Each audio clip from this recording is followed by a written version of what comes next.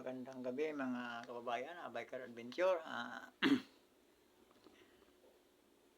Pag-usapan lang natin mga kababayan na kung sino talaga dapat ang pasasalamatan patungkol dito sa Bukana Bridge mga kababayan. Nga siya namang pilit nga inaangkin at ipinagmamalaki sa mga kaalyado ni BBM mga kababayan. Nga siya nga nilagyan yung Bukana Bridge ng BBM, yung Build Better More mga kababayan. Ang galing, no? Build Better More, BBM pala yun. Hindi ko na kuha agad mga kababayan. Hindi lang nila talaga, yung direktang sinasabing BBM, no? BBM ngayon, pero iniba nila ang ibig sabihin, mga kababayan, no? Ang salita. Build Better More, BBM pala talaga. Build, B, better, B uli, tapos more, aim, no? Bongbong Marcos mga kababayan. Samantalang yung tulay na yon mga kababayan ay alam ng mga taga Davao, no? Nga panahon ni APRRD at saka noong mayor pa si VP Sara Duterte, no? Sila talaga ang nagpursige, sila ang nag-effort upang maitayo yung tulay na yan para sa mga Davaoenyo mga kababayan. Ngunit no, noong matapos na ang tulay mga kababayan ay biglang si BBM, no? Ang credit ay napunta kay BBM at pilit talagang mga kababayan, no? Ito si BBM parang isang rin, no? Isang credit grabber mga kababayan. Ni hindi man lang nabanggit ni BBM at magpasalamat siya sa mga Duterte nang dahil sa pagsisikap ng mga Duterte ay napapasa atin yung Bukana Bridge mga kababayan, no? Ipinagkaloob sa atin ng People's Republic of China, no? Pero kung hindi dahil kay PRRD mga kababayan, hindi wala tayong tulay na yung Bukana Bridge. Dahil din maganda ang ugnayan ni PRRD at saka ni Xi Jinping sa China mga kababayan, no? Maano si PRRD makisama mga kababayan, no? Sabi nga niya, enemy of none tayo, no? Pero hindi tayo nagpapaalipin, hindi tayo magpapaalila, no? Kaya tinatag niya yung kanyang sinusulong talaga niya yung kanyang independent policy mga kababayan, na siya naman na kabaliktaran sa administrasyon ngayon mga kababayan, no? Talaga sila ngayon sa mga kaalyado, umaasa sa mga kaalyado. Hindi naman natin mga kababayan masyadong napakinabangan, no?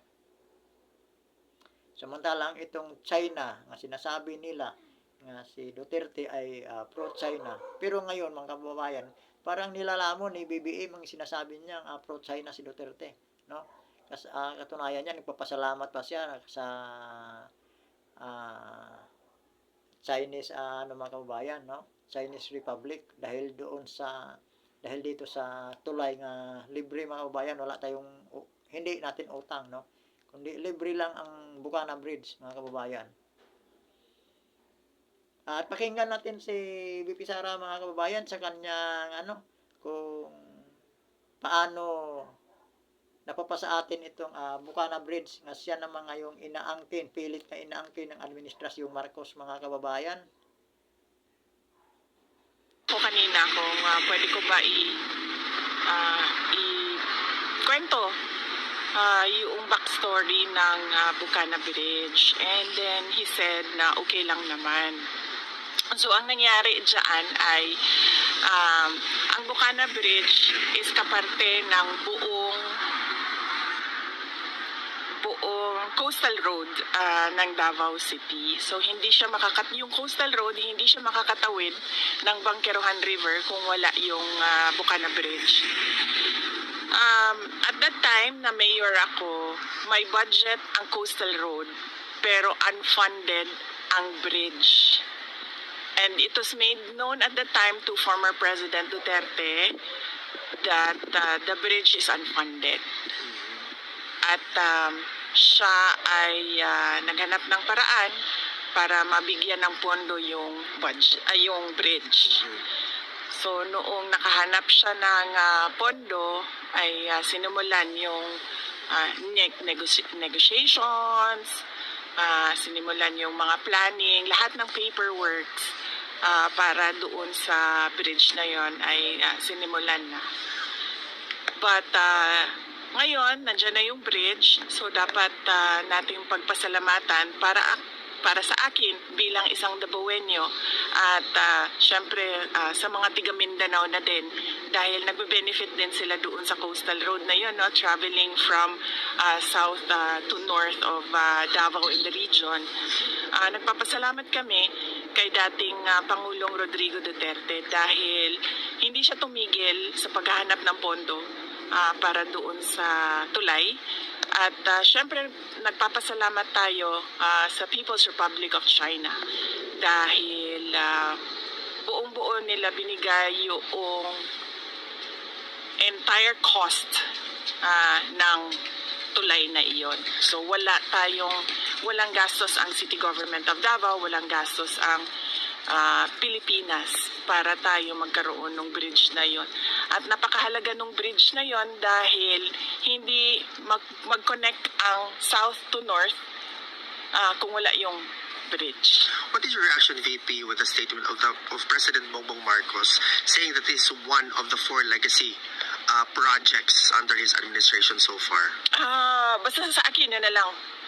Bilang Dabawenyo at bilang Mindanaon, nagpapasalamat ako kay dating Pangulong Rodrigo Duterte dahil ang totoo talaga niyan, alam niya at the time yung problema ko bilang mayor. Now, may coastal road, may budget ang coastal road, pero wala kaming budget para sa tulay. At and yes, as I said, yung source of fund, ang People's Republic of China, sila yung pinagpapasalamatan ko. Nag-ano lang ako kanina ko. Di ba mga kababayan, no? Si BBM, wala talaga siyang partisipasyon sa tulay na to, mga kababayan, no? Nabuo yung tulay na yon hindi sa ni BBM, pagsisikap ni BBM, kundi sa mga Duterte, no? Ang partisipasyon na lang ni BBM, mga kababayan, kasi inumpisahan yung tulay sa kanya ng pamumuno, siya na ang presidente, no? Pero noong magsimula ang nakipagtransaksyon talaga ng tulay ay ang mga Duterte, yung dalawang mag-abang Duterte, si President Duterte, former President Duterte, at saka dating Mayor Sara Duterte, nga siyang kasalukuyan nating Vice President ngayon, mga kababayan. At hindi totoo yan ay isa sa 4 na legacy ni project ni Marcos, mga kababayan, no? Hindi totoo yung sinasabi nga yun talaga ay proyekto ni Marcos. Wala siyang mga kababayan wala siyang kinalaman sa pagplano ng tulay na yon, no? Ang partisipasyon na lang niya, mga kababayan, ay siya ang nag-cut ng ribbon. Sa kanyang pamumuno na sinimulan ang proyekto, mga kababayan. At maraming salamat, mga kababayan, Biker Adventure, at paki-subscribe na rin, mga kababayan, dito sa aking munting YouTube channel. Wala pa akong subscriber, mga kababayan, at kailangan ko ang suporta nyo. Maraming salamat.